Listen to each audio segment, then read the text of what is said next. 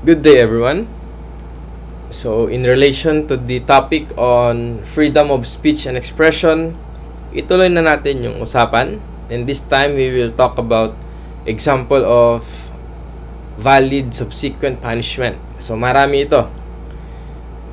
For short, let us just call them unprotected speeches. Unprotected in the sense na when someone speaks or does something that fall under the category of libel, hate speech, speech inciting rebellion, or obscenity, okay lang under the law, okay lang na sila ay maparusahan. Okay lang na makareceive sila ng punishment after nila sabihin o gawin yung mga pinagbabawal na speeches na mga ito. Therefore, the name unprotected speeches or valid subsequent punishments. So, libel na. Ano ba ang libel na yan? Under the Revised Penal Code of the Philippines, this is the general criminal law of the entire Philippine Islands. The crime of libel is defined as a public and malicious imputation of a crime or a vice or defect, real or imaginary, of any act, omission, condition, status, or circumstance tending to cause the dishonor, discredit, or contempt of a natural or juridical person or to blacken the memory of one who is dead. So it is a public imputation, meaning to say, class, there is at least one third person aside from the speaker of the libelous word and that recipient or topic of the libelous imputation. There is this another person, at least one, okay na yun, public na yun, na nakarinig nung pangit na sinabi tungkol sa isang tao. And it should be a malicious action. Yung talagang may intent to cause dishonor. May intention na siraan yung pangalan nung topic nung libelous statement na yon. Okay? And there is an imputation of a crime. Gumawa raw siya ng isang krimen o sangkot siya sa isang krimen. A vice or defect. Meron siyang pag-uugali na considered na bisyo o considered na defect or depekto sa kanyang pagkatao. And take note ha, totoo man o hindi totoo o imaginary yung imputation na yon, gawa-gawa man o totoo talaga, as long as it is made public and merong intent to destroy the reputation of the person, that will still become libel. Okay? So, the main point here is to cause dishonor or discredit or contempt. Yung tipo ba na hindi mo na kikilalanin yung personality niya kasi ganyan pala yan. Hindi siya karapat-dapat respetuhin, ganyan. Or discredit. Kung meron siyang mga magagandang gawain para i-invalidate yung mga ginawa niya na yung mga ginawa niya na mga bagay na yon, sinisirahan siya, ginagawan siya ng mga kwento. Okay, dinidiscredit yung mga ginawa niya before. Or contempt, para lang yung gusto mo ba na yung taong naninira, yung gusto niya ay para lahat ng tao hindi na siya nire-respect, para lahat ng tao ayaw na rin sa kanya kasi siya na nagsalita nung malicious imputation, ayaw niya sa kanya. Para lang may mga kasama siya na haters na nung taong yun. Okay, to cause contempt to that person. So, the victim of libel, according to this definition, can be a natural or a juridical person. Natural person, like you and me. We are natural persons. As compared to juridical persons, they are persons in the sense that the law, yung batas, ay kinikilala sila na mga person. Yun nga lang, they are artificial beings Like mga corporations, okay, those business corporations na merong mga brands o brand names o pangalan na pinoprotektahan ayaw na masira. So they are also protected from the libelous imputations they are receiving. And also, even dead persons may be victims of libel, especially those libelous statements that blackens the memory of those who are already dead. Well, patay na nga, sinisiraan pa. Pero hindi porket patay na, okay na, nasiraan siya. No. That can still become the crime of libel. So, dapat tandaan, no? Chismis, hindi yan hobby. It's a crime po. Biktima ng chismis ka, lumaban ka. Yan ang sabi. Okay? Now, the elements of libel, well, these elements are just those that come from the definition itself. Pero isa-isahin lang natin. Ito yung mga ingredients raw para mabuo yung crime ng libel, para maikaso mo sa isang tao yung crime ng libel. The allegation of a discreditable act or condition concerning another person. So, merong act o action na ginawa raw yung tao na yon, o meron siyang characteristic or condition na nakakasira sa kanyang pangalan. Okay? There is publication of the charge. And again, I repeat, kahit isang tao lang yung nakarinig, isang third person, hindi siya yung topic, hindi rin siya yung nagsalita, pero isa siya na nakarinig nun, that is already the element of publication. Pwede nang kasuhan ng libel yan. And most importantly, the identity of the person defamed. Dapat doon sa statement na sinabi, ma-identify na talaga kung sino yung taong sinisiraan. Well, obviously, kung sinabi yung buong pangalan, example, Benmar Tabuso, magnanakaw yan. So, therefore, kung sinabi na yung pangalan na yun, obviously, that is already identifiable and the element of identity is already present. Pero sometimes kasi, alam mo naman natin, may mga nagpapa-blind item dyan, kaya nalulusutan nila yung element na ito. Kung they put the description so vague na hindi talaga makikita or madedecipher kung sino yung tao na yon, then nakakalusot yung mga taong naglalabas ng malicious statements. Pero hindi porket ganun, wala nang remedy yung taong siniraan. Basta as long as the person defamed, yung siniraan na tao, as long as ma-prove niya na siya yung dinedescribe nung blind item na yon, as long as kapag narinig o nabasa ng ibang tao yung statement na yon at masasabi niya, napagko-connect ko yan ha, yung dinedescribe dyan, si ganito yan ha. If there is that effect to the mind of the other persons reading it or hearing about it, then this element of identity can still be proved. Okay? It's just a matter of case-to-case basis. Kaya important sa pag-analyze ng facts, ng statement na nilabas. In a particular case, kung nagtutugma ba yung description niya sa isang tao lamang. Okay? And also, the existence of malice. Merong intention na siraan yung tao na topic ng libelous statement.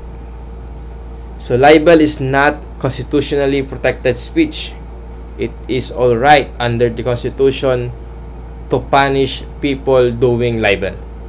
The government has an obligation to protect individuals from defamation. Of course. So, the general rule on libel is this. So, every defamatory imputation is presumed to be malicious, even if it be true. So, basta merong statement na nilabas na nakakasira sa pangalan ng isang tao, automatic na ang presumption, yung taong naglabas ng statement na to, ng article na ito, may intention na manira. So, what's the purpose of this? The victim can already file a case in court, the crime of libel. It's up to the person accused to explain to the court na wala siyang malice, na wala siyang intention na manira. It's up to him to explain it in court. But to the mind of the court, there is already a presumption. Hindi ka maglalabas ng ganitong article kung wala kang intention na siraan yung topic dito sa article. Kaya you convince me, yun yung challenge na sinasabi ng court. You convince me na wala ka. Tanggalin mo yung presumption sa utak ko na meron kang intention na siraan yung taong dinedescribe mo sa article na yan. Yun doon. So there's a heavy burden on the part of the person so accused with the crime of libel. Take note, ha? The truth is not a defense actually in the crime of libel. Di ba? Sabi dito, even if it be true. Okay? As long as nakakasira yung article na yon, even if it be true, oo, sabihin natin, mahilig sa casino yung tao, mahilig magsugal yung tao, mahilig mong babae yung tao, may ninakaw siya, ganyan. As long as it is defamatory o nakakasira sa reputation nung taong topic sa article na yon, that is still presumed to be malicious. But there are exceptions. And please take note of these exceptions, and because most of these exceptions, they are somewhat related to the profession of journalism or news reporting. Okay, for mass communication or communication students. The first exception, wherein there is no presumption of malice. Ibig sabihin, the table is turned. Yung taong nagko-complain na nasiraan yung pangalan niya, siya yung merong burden of proof na mag-convince sa court na merong intention na siraan siya doon sa article na yon. To the mind of the court, parang wala. Okay?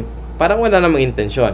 But for the person filing a case, it's up to him to convince the court na merong intent yung taong nagsulat ng article na yon o nag-release ng article na yon.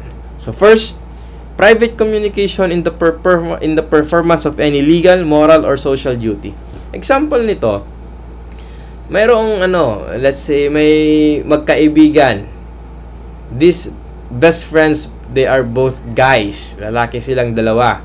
Tapos si guy number 1, concerned siya doon kay guy number 2. Ano yung concern ni guy number 1? Sabi ni guy number 1, lumapit siya kay guy number 2. Pare, nakita ko yung misis mo. May kasamang ibang lalaki, pare. Nakita ko sila sa mall, nag-holding hands at napaka-sweet nila. Nagde-date yata sila, pare. So, kung analyzing niyo yun, as if merong crime ng libel na. Kasi, itong si guy 1, meron siyang topic na ibang tao, yung misis ni guy 2. And the content of the statement made by guy 1 is merong vice o defect na ginagawa itong si babae, nang lalaki raw siya. And there is this element of identity kasi obvious naman, sinabi talaga directly, in-identify niya na yung asawa ni guy number 2 yung topic niya. At meron bang presence ng third person na nakarinig ng malicious imputation na yon? Yes. Yung asawa, yung guy number 2. So it is as if narinig niya na sinisiraan ni guy number 1 yung misis niya. Okay? So therefore, is there already a presumption of malice in that incident? The answer is no. Why? Because first and foremost, yung pagsabi ni guy 1 kay guy number 2 yung concern raw niya, it was made in private. Meaning to say, si guy 1 at guy 2 lang yung nag-uusap on that particular situation. Hindi naman niya pinost sa Facebook, hindi naman niya ginawang publicly available yung information. In this example, no. Talagang practice niya yung delikadeza na kausapin siya in private lang. And also, bakit niya sinabi? Bakit niya sinabi yung vice or defect nung asawa niya na nang lalaki siya? Well, it was made in the performance of a moral duty. As a good friend, di ba? Hindi ka pa ba concerned kung makita mo na yung best friend mo niloloko pala ng partner niya? Di ba? That is your moral duty. And as long as you did it privately, that's okay. Meaning to say, there is no presumption of malice on the part of the person so concerned in this particular example. Okay? Kasi meron siyang ginagawa lamang na moral duty na magsabi ng nakita niya doon sa kaibigan niya. Pero ibang usapan kung sa Facebook niya pinost, tapos tinag niya yung friend niya.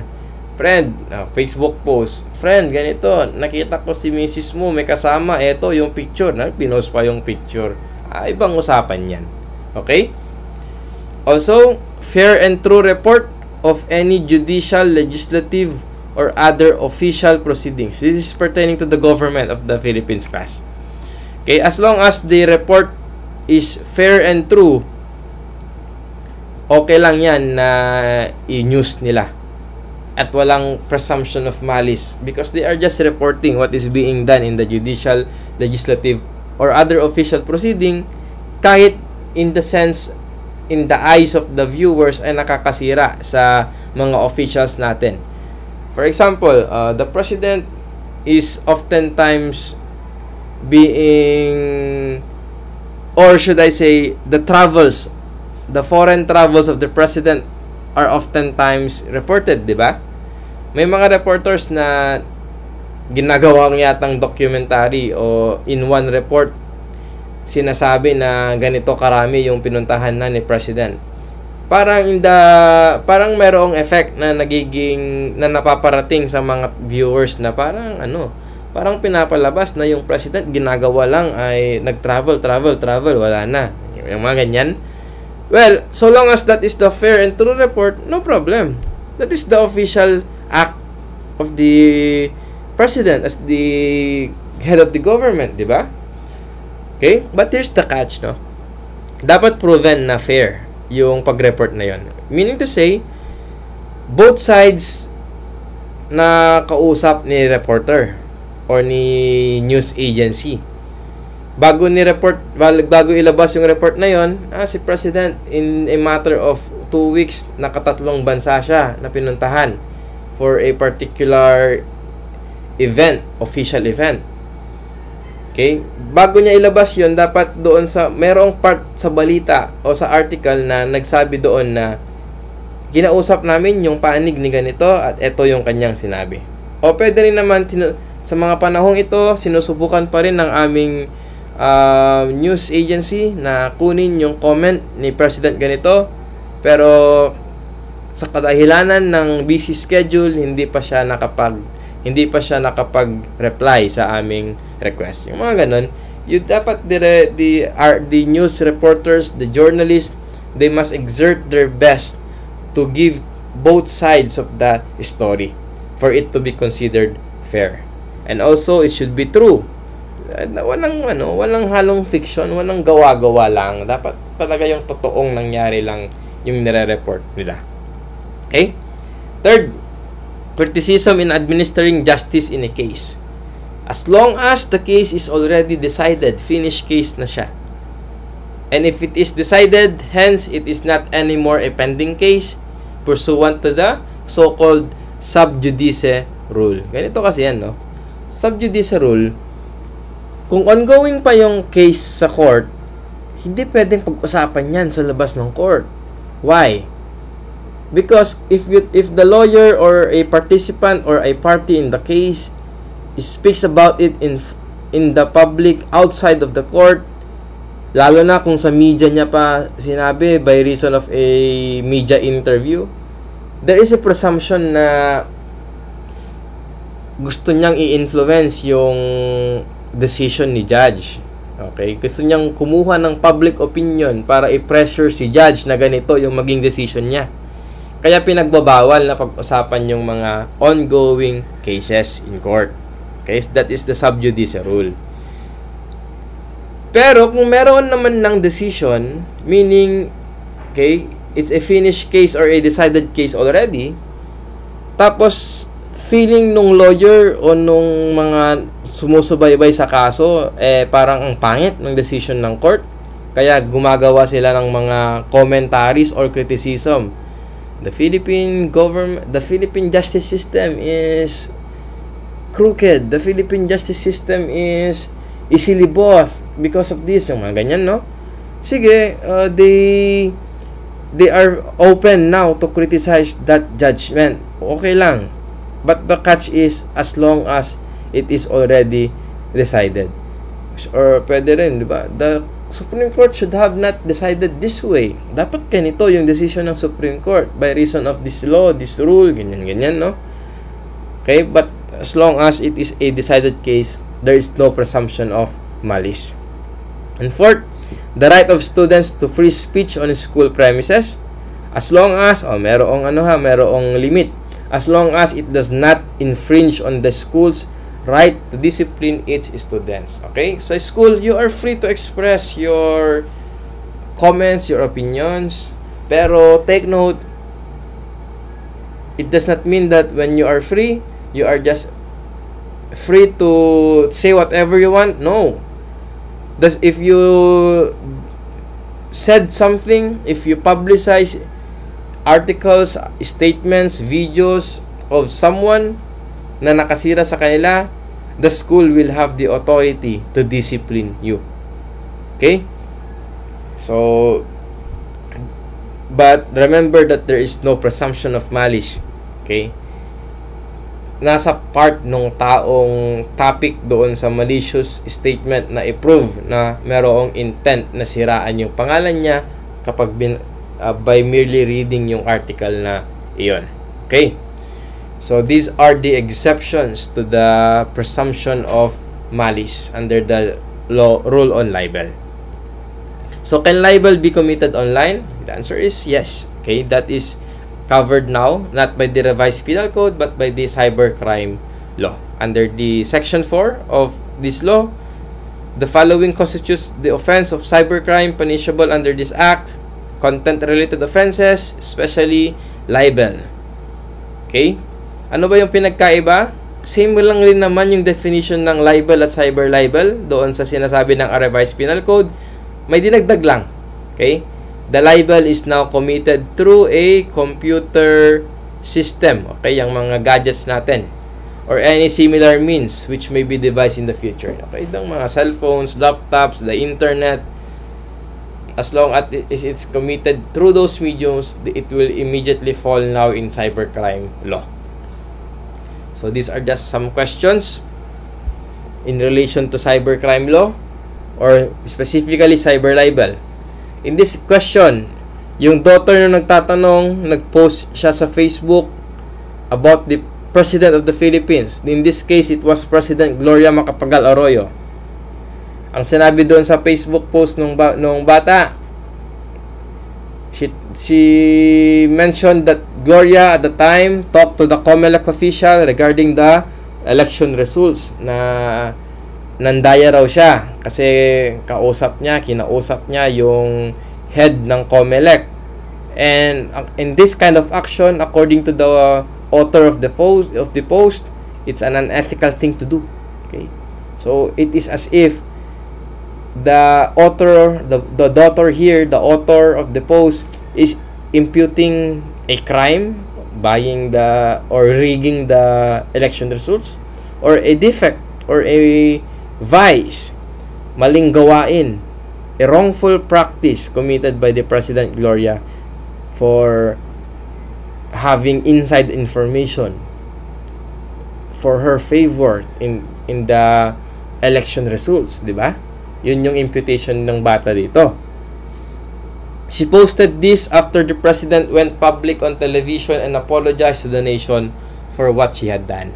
Kasi during this time, merong nilabas na public apology si Gloria. Ito yung sabi niya, no? I am sorry, sabi niya.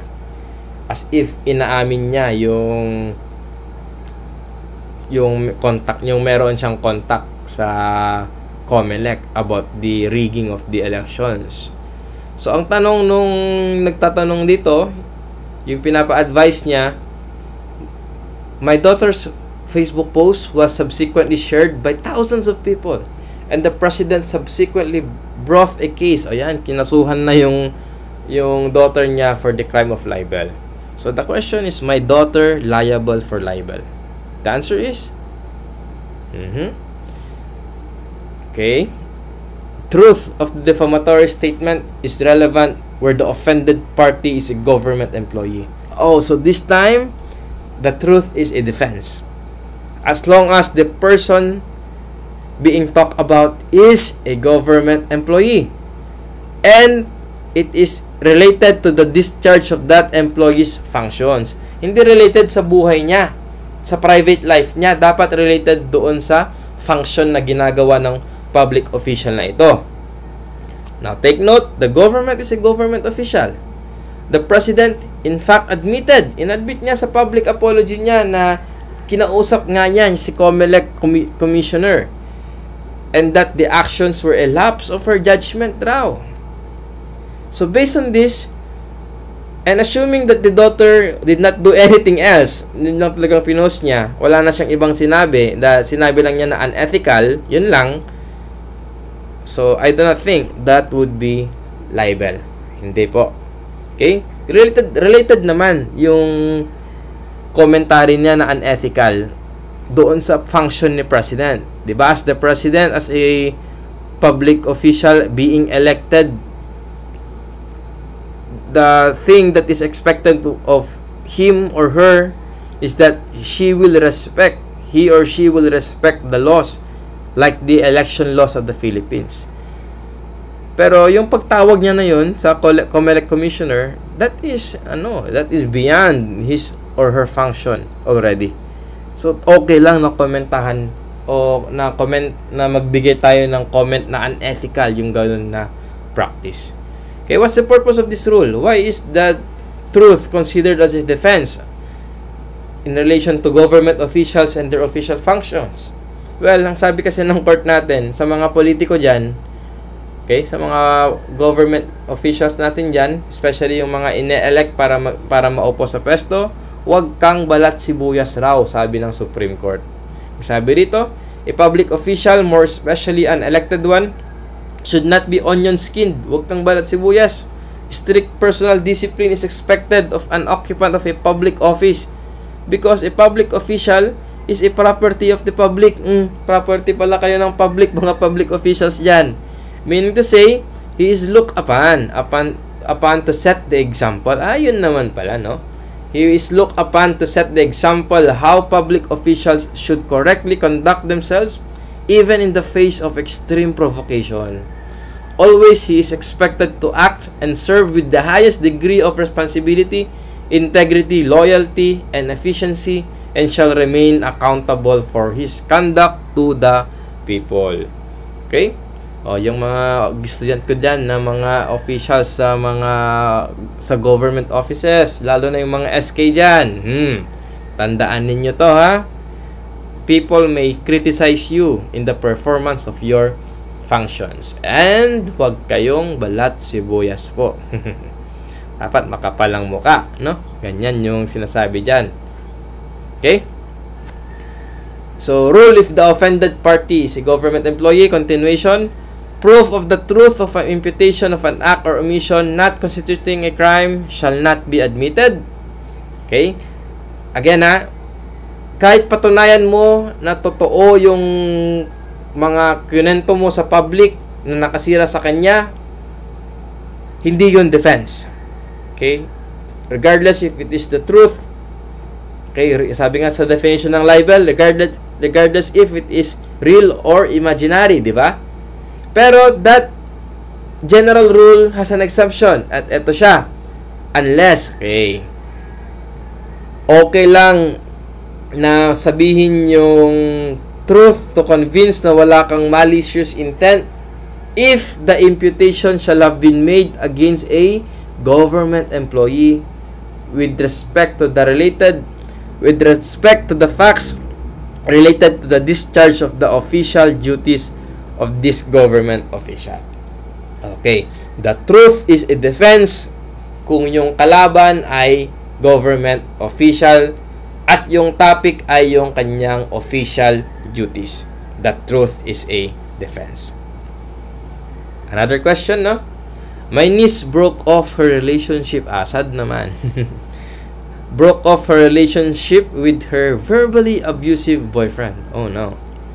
Her boyfriend was enraged and posted on Facebook that my niece was a whore and a nympho who sleeps with any and all the men she can get her hands on. Oh my God. Ang pangit naman niya na posting yan. Mababasa ng maraming tao sa Facebook. So, the family of my niece wants to sue him. Pero may catch.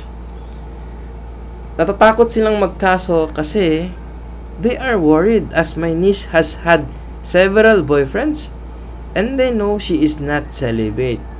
Alam ng family niya na nakarami ng boyfriend ito, nakarami na siyang partners. Hindi na siya innocent ba? Hindi na siya innocent. Kaya parang baka mag backfire lang kung kasuhan na yung boyfriend. Kaya yung tanong dito, could they sue the boyfriend for libel? Parang nagsasabi naman siya ng totoo raw sa post na yon. Let's see.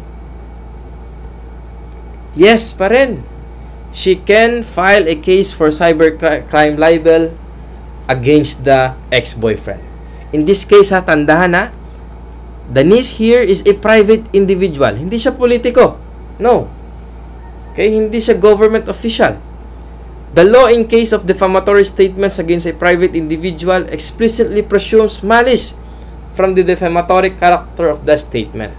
The boyfriend must show that he had a justifiable reason for making the statement. Ito na yung pinaka-meat nito, pinaka-main rule dito, dapat tandaan.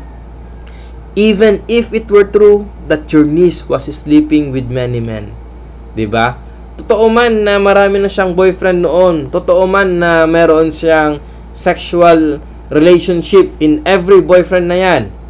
Pero because she is a private person, the truth is not automatically a defense. The boyfriend, to escape liability, dapat i-prove niya na meron siyang justifiable reason for making that statement. Pero as long as hindi niya ma-discharge yung burden na yon na magsabi ng justifiable reason, the court will think na meron talaga siyang intent na siraan yung pangalan ng babae. Okay? Well, if I were to ask you now, what could be your justifiable reason to post something like this, no? What? Meron ka bang reason diyan, no? Why bother posting this para siraan yung ex mo? I think there is no justifiable reason for that. But I think it's up to you to make your own argument.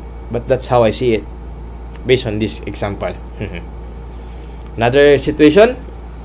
My best friend posted on Facebook a statement saying that Attorney Jose Prevaricator, her teacher in obligations and contracts law, was a pervert and that he attempted to sexually assault her in the school bathroom. It turned out the statement was not true. Hindi pala totoo. And that my friend had a crush on the teacher. Si estudyante pala yung may crush sa teacher. Yan nga lang, the teacher did not reciprocate when she made advances on him. I am being told that because nag-like siya sa post, I will also be liable for the untruthful statement under the Cybercrime Prevention Act. Sorry for that. Okay? For aiding and abetting libel. Sinusuportahan ko raw ang libel sa paglalike ko.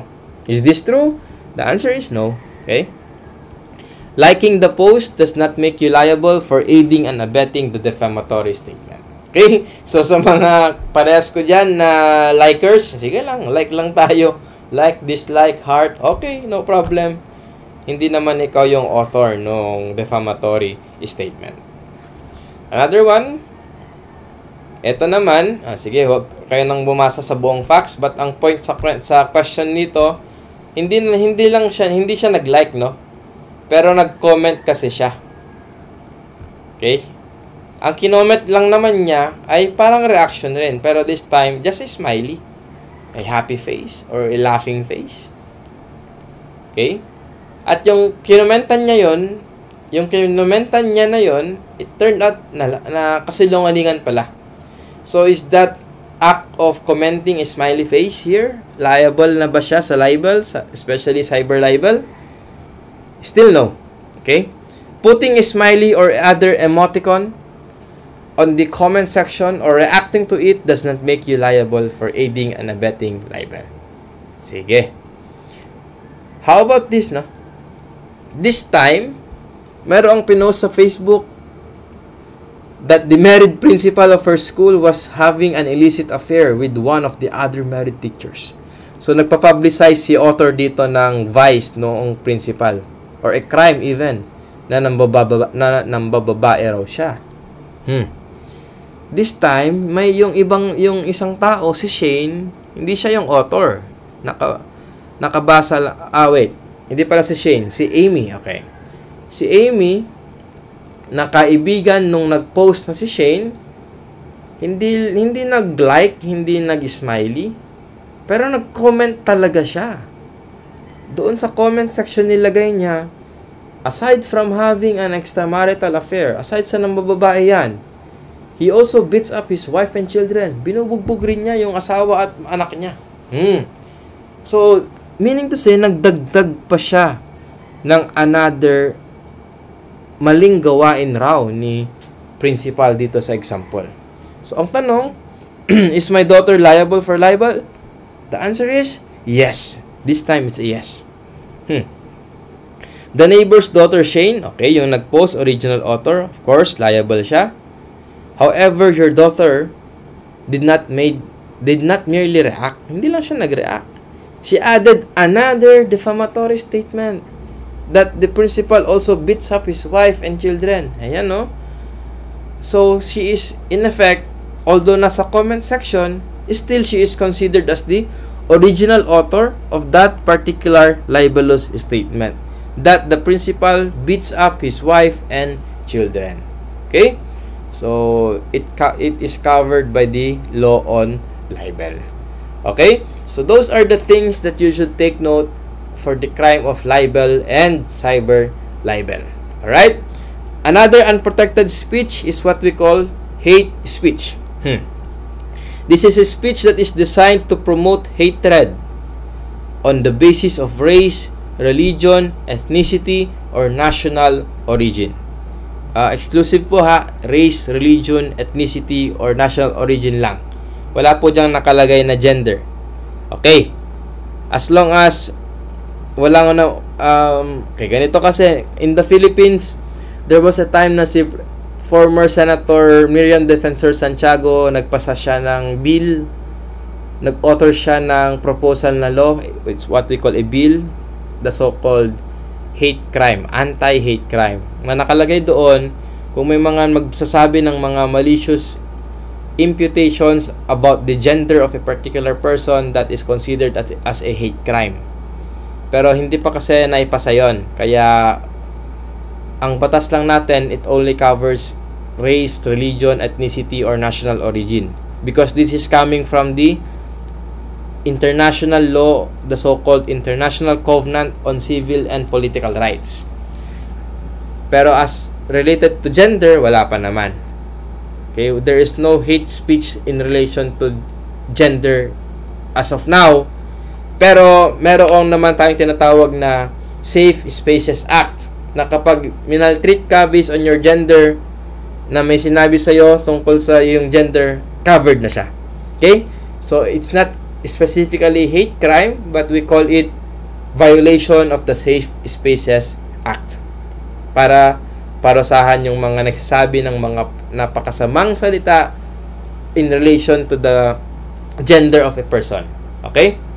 Now, going back to this hate speech, the covenant mandates state parties to prohibit by law any advocacy of national, racial, or religious hatred that constitutes incitement to discrimination, hostility, or violence. Especially yung mga taong mahilig mag-discriminate sa mga Muslims O hindi porket Muslim yung ating mga kaibigan, i-equate nyo na sila na mga rebels or rebellious group. No, that is unfair. I know Muslim people and they are actually good people. Kaya wag nyong i-generalize. Okay? If you generalize them as bad people for being Muslims, then you will be violating this hate speech, or you will be liable for hate speech already. Okay? So, in the Philippines, it is arguable that hate speech is not protected speech. In a case, the so-called Diocese of Bacolod versus Comelec case, the court recognized that the right to freedom of expression is not absolute. Hindi po limitless yung freedom of expression. And that some forms of speech are still subject to some restrictions, just like this hate speech. Okay? Another unprotected speech is are obscenities. Okay? Ano ba ang obscenity? It is a content that is considered offensive, indecent, or morally repugnant by social or by societal standards. Ito yung kinakaharap ni Pura Luca Vega, no? Pero wala pa naman decision nito. So let's just wait for it kung obscene nga ba yung ginawa niya na drag performance o hindi. And also may mga sexy actresses na kinasuhan rin ng obscene publications. And ongoing pa rin yung case kasi sa Facebook raw nakikita yung mga explicit scenes nila na accessible even sa mga bata younger than 18. Nakikita na yung mga ganoon na postings, kaya baka meron silang nilalabag na obscene publications raw. Let's wait for it, for the decision. So the state, in pursuing its mandate to protect as parents patriae the public from obscene, immoral, and indecent materials, must justify the regulation or limitation. Under the revised penal code, we can find this regulation. So para maging liable sa crime of obscenity, the prosecution must prove that the materials, publication, picture, or literature are obscene. Ano ulit ang obscene? Balikan ninyo itong slide na ito. It is considered offensive, indecent, or morally repugnant by societal standards. If you use the standards of today's society, nakakabastos ba yan ginawa niya? Nakakasira ba yan ng iyong morality? Okay, yun yung standard na titignan.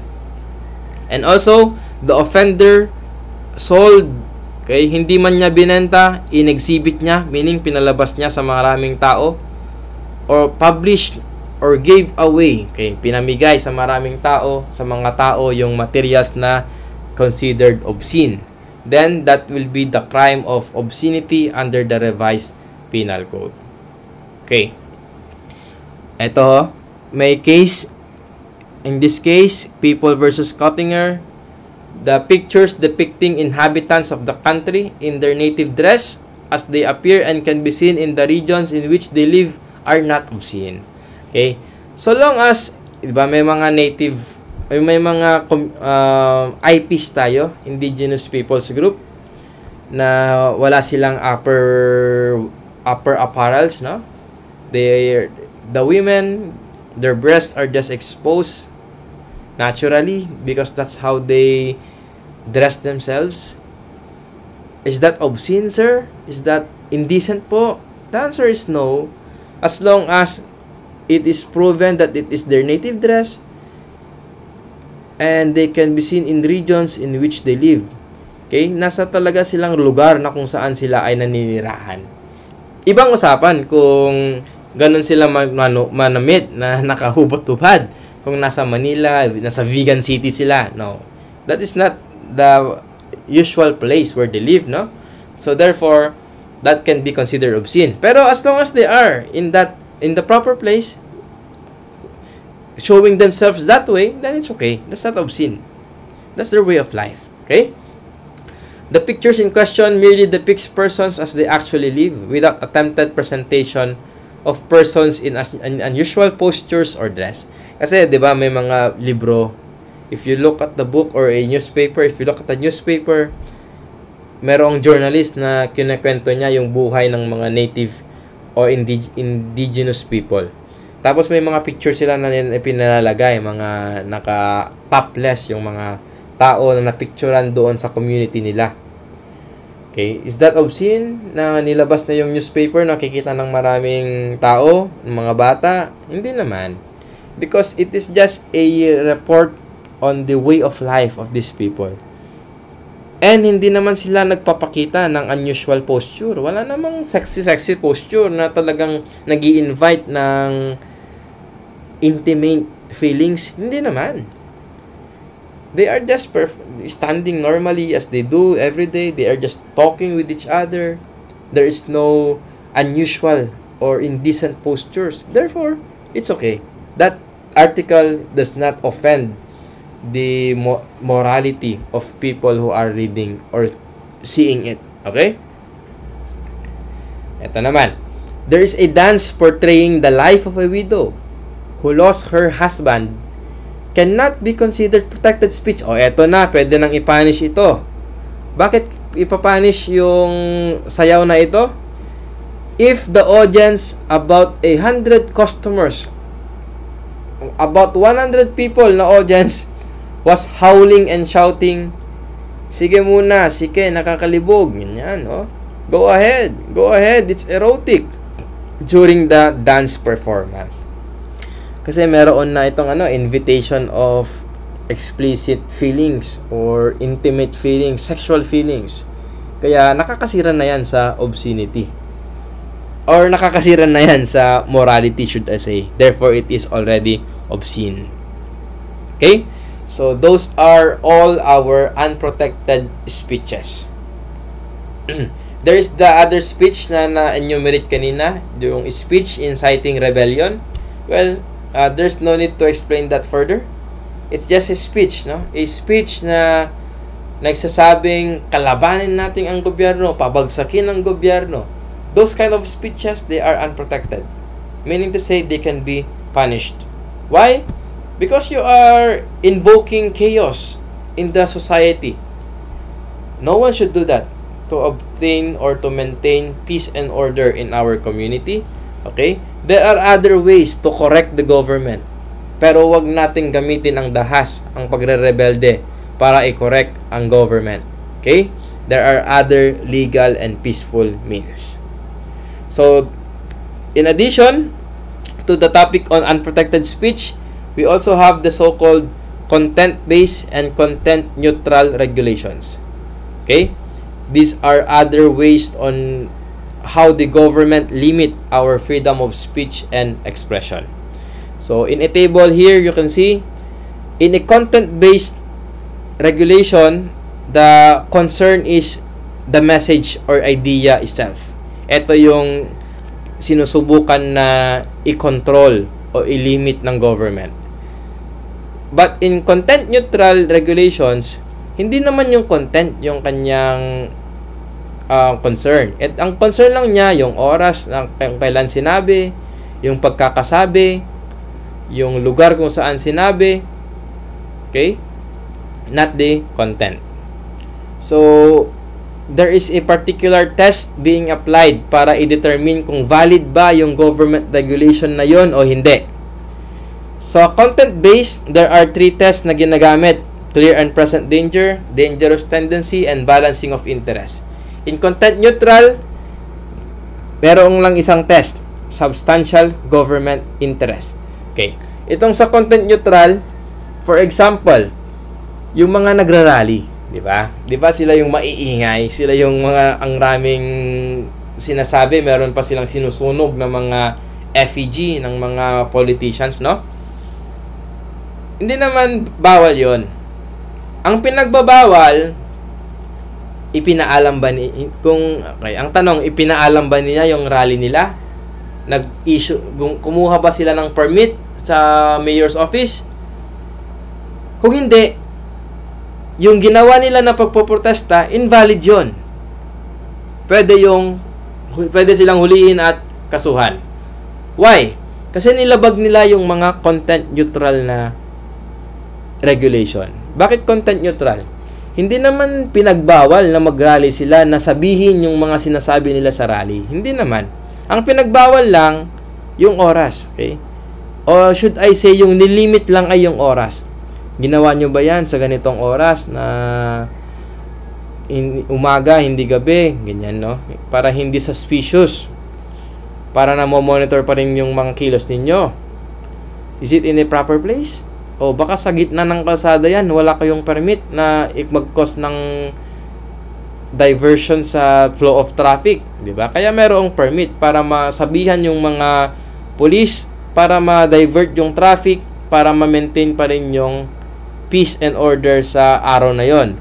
Pero kung hindi kayo nagpaalam, pumunta na lang kayo doon, nagsulputan kayo doon, biglaan, nasira yung peace and order, hindi naayos yung flow ng traffic, nakaabala pa kayo sa maraming tao, then that's a limitation on your part already. Valid lang yung mga ganitong regulation, content neutral, as long as the government proves that it has a substantial government interest. So, doon sa pagrarally, ano ba yung substantial government interest doon? Well, yun nga, to lessen traffic. Kasi kung naabala mo yung everyday activities ng ekonomiya natin, we are losing money already. The government is losing money and the government does not want that. Tapos magkakaroon pa ng mga gulo, may mga nagbabatuhan, may mga nagsasakitan. Okay? Of course, the government has a governmental interest to protect people from harming each other. Okay? So, as long as ganun yung argument na valid proof na substantial government interest, the content neutral limitation is valid. So, let's proceed sa content-based test. Para maging valid yung content-based limitation, dapat pasado yan sa clear and present danger test. Ang ibig sabihin nito, the question in every case is whether the words are used in such circumstances and are of such a nature as to create a clear and present danger that they will bring about the substantive evils that the government has a right to prevent. So therefore, yung content ba ng speech mo, is it in a way na magkukos yan ng substantive evil? If yes, then the government has the right to prevent that. Kaya dapat lang na ipasa o dapat lang na ituring na valid yung regulation na yon. For example, yung mga unprotected speech, no? Bagsak yung mga yon sa clear and present danger test. Example, speech inciting rebellion. Again, ano ba yung sinasabi ng rebellion sa speech inciting rebellion? Kumuha kayo ng armas. Itutok natin sa gobyerno, pabagsakin natin ng gobyerno. Is there an evil there? Is there a substantive or a great evil? Yes. Chaos will happen. Peace and order will be destroyed. If that's the case, does the government has the right to prevent that? Of course, yes. So therefore, valid yung pagpre-prevent o pag-i-stop sa mga speeches inciting to rebellion. Because there is a substantive evil that the government has a right to prevent. Okay.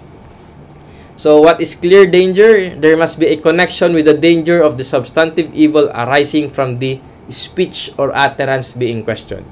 Yung pag-i-speech niya, talagang connected sa pagkakaroon ng substantive evil sa community. Makakasira sa peace and order ng community. Present, it involves time element identified with imminent and immediate danger.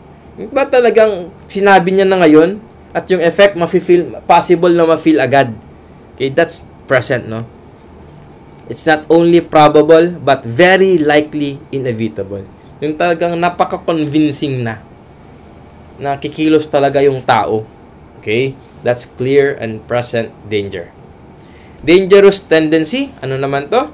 In this test, the question is whether the words will create a dangerous tendency that the state has a right to prevent. Parang parehas rin sa clear and present. Pero this time, okay lang na hindi actually present yung danger. As long as it has the tendency to cause evil and the government has the right to prevent that, sige, we can or the government can limit that speech. It looks at the probability that a substantive evil will result, not necessarily that some definite or immediate acts of force, violence, or unlawfulness be advocated. Courts must ask whether the gravity of the evil justifies the invasion of free speech as is necessary to avoid the potential danger. Okay. As long as merong talagang tendency in the future time na magkakaroon ng violence, unlawfulness, then the government can limit that speech. Balancing of interest, another test naman ito. When a particular conduct is regulated in the interest of public order and the regulation results in an indirect, conditional, and partial abridgment of speech, the duty of the courts is to determine which of the two conflicting interests demands greater protection. So, it's a case-to-case basis this time, no? So, the court will weigh yung pag-suppress ba sa speech ng tao, mas mabigat ba yon kaysa sa interest ng buong publiko? O mas mabigat ba yung interest ng publiko kaysa sa pag-limit sa speech na yon? So, if that's the case, okay lang na pigilan yung speech na yon for the benefit of the public good, for the public order. Okay? Balancing of interest. The factors to consider in this test. Social value of the freedom restricted. Okay, yung pag-i-speech mo, there's a value in there. Is it okay to limit that or not? Ganyan. Purpose of the restriction. For what purpose na pagbawalan mo siyang magsalita? The value of the public interest sought to be secured. Ayun. Sa anong ba yung iproprotect mo na public interest para lang pigilan mo siya na magsalita? Ano ba yun? I-describe mo yun para i-prove mo na okay lang. For the purpose of that public interest, okay lang na pigilang magsalita yung taong ito. Whether the restriction is reasonably appropriate and necessary for the protection of public interest. Necessary ba talaga na para protektahan mo yung publiko, talagang dapat mo nang pigilan na magsalita yung tao na yon? Okay, it's a case-to-case basis. Whether the necessary safeguarding of the public interest may be achieved by measures that are less restrictive of the protected freedom. It says here na last resort sana. Sana last resort yung pag-invalidate natin na magsalita sa kanya. Kung pwede naman nating i-promote pa rin yung public good in another way na hindi siya pinipigilang magsalita, okay lang, pagsalitaan niya lang natin. Pero kung ma-prove ng government na suppressing his mouth to talk is the only way para i-protect yung interest ng publiko, then okay, that's fine. We can now validly stop this person from talking if that is the only way necessary already. Okay? Balancing of interest, factors to consider. Alright? So, those are our rules on unprotected speeches as well as content-based and content-neutral regulations. So, lastly, we have other form of speeches, so-called political speech and commercial speech. Why did I include this? Kasi merong separate rules sa pag-treat sa mga ganitong klase ng speeches. So, first and foremost, let's define them. Political speech is a speech that is intended and received as a contribution to public deliberation about some issue, fostering informed and civic-minded deliberation. On the other hand, commercial speech that does not know or speech that does no more than propose a commercial transaction. Well, political speech, ito yung mga nagko-comment, yung mga comment natin sa mga batas. For example, yung pagpasa ng batas making ghosting as a crime. If we comment on that publicly, bakit ganun? Ang dami-daming batas na dapat ipasa, bakit ghosting ba? Daming dapat issue na pag-usapan, but ghosting pa? That is already a political speech because I am discussing a public issue for the benefit of informing other people and for the purpose of getting their opinions, influencing their opinions on a public matter. Diba? As compared to commercial speech, ang purpose lang ito is to promote a commercial transaction. Ito yung mga example na papanood ninyo sa TV. Yung mga commercial ng shampoo, ng toothpaste, diba? They are making statements. It will make your hair silky smooth. Yung mga yan, no? It will make your teeth shine white like a diamond. Yung mga yan. Okay? So, those are commercial speeches to promote na bilhin yung product na yon, which is a commercial transaction. So, the rule is, political speech is pure and it is protected speech. Okay? The government is required to prove a true threat if it seeks to punish a political speech. It cannot punish mere political hyperbole. Diba? Kung sinabi mo, ang pangit ng batas na yan, bakit ganyan pa? Wag yan. So, that is protected speech. We are free to comment on the matters of public concern and public interest. It's okay. Okay? Kung gustong tayong parusahan ng gobyerno, i-prove dapat ng gobyerno na merong talagang, okay, i-apply niya yung mga test na kanina. Pwedeng gamitin yung dangerous tendency, okay, o yung clear and present danger. I-apply niya yun sa akin. If he can do that, if the government can do that, then sige, i-punish ninyo yung political speech.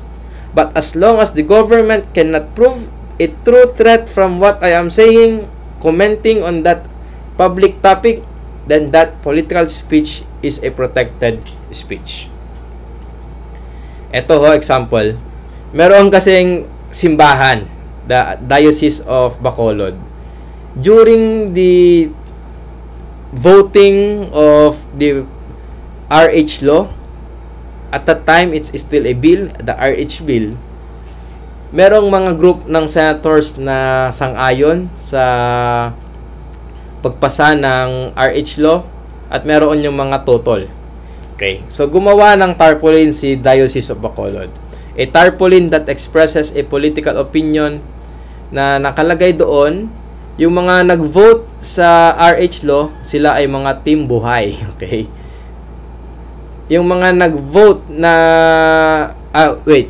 yung mga nag-vote na ayaw sa RH law, yung mga nag-oppose kay RH law, sila ay team buhay. Okay? Ganda, no? Mga team buhay para sa buhay ng tao. Ayaw natin sa RH law. Ito sila. Yung mga nag-vote naman sa pagpasa ng RH law, tinawag sila na team patay. Okay. So, sila yung mga taong papatay sa atin. Yung mga ganyan ba na comment. Kasi gusto nila yung RH law. Gusto nila mga libreng contraceptive. Mga libreng abortion. Or they support the practice of abortion in particular situations. Yung mga yan, no? So, sila ay mga team patay raw. Yan. So, kinasuhan si Diocese of Bacolod ng libel ng mga taong nakalagay sa team patay. Ba't ganyan? Ang pangit naman ng comment mo sa amin, Diocese of Bacolod, sabi nila, no? Pero according to the Supreme Court, the decision is speech that promotes dialogue on public affairs or airs out grievances and political discontent should be protected and in fact encouraged. Ine-encourage pa. So therefore, itong tarpaulin na yan, that is not libelous. This is only a matter of exercising political speech. Kaya hindi po actionable as a libel itong practice na ito. You see that? Ang tapang ng Diocese of Bacolod, no?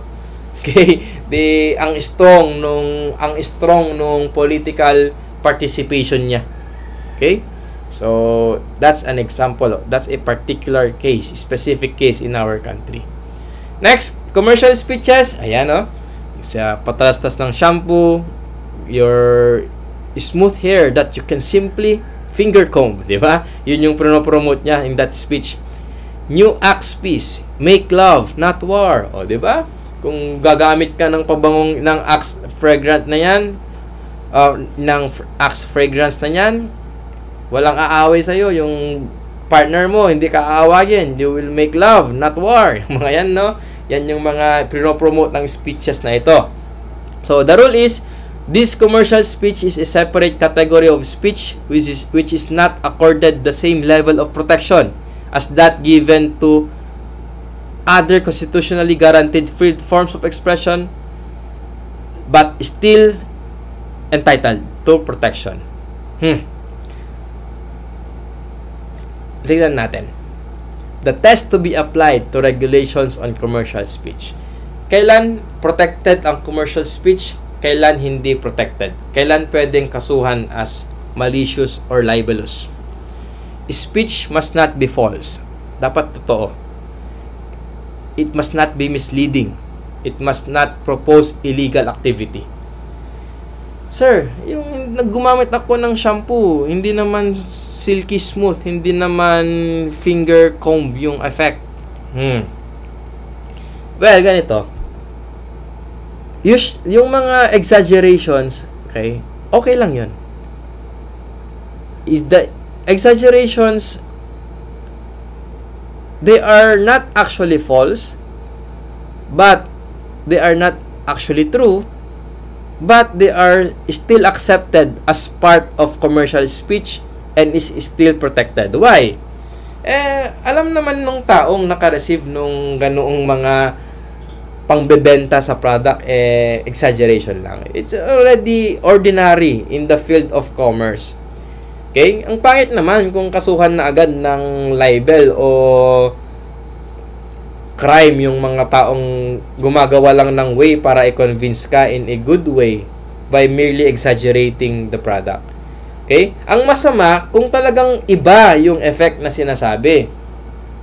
If you use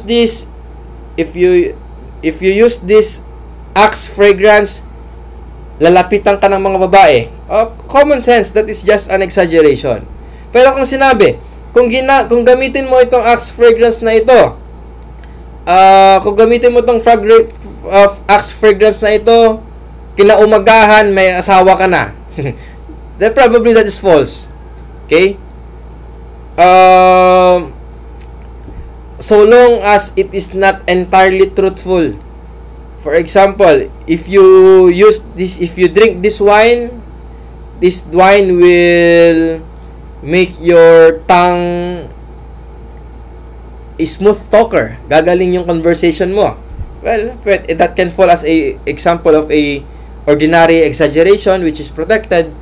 Pero kung sinabi nila na this wine came from this country producing the best wines, only to find out that the wine is fake, a counterfeit, then that is already false advertisement. And that is no longer protected. Huwag kayong magbenta, mag-describe ng product na mali o peke yung information na sinasabi ninyo. Okay?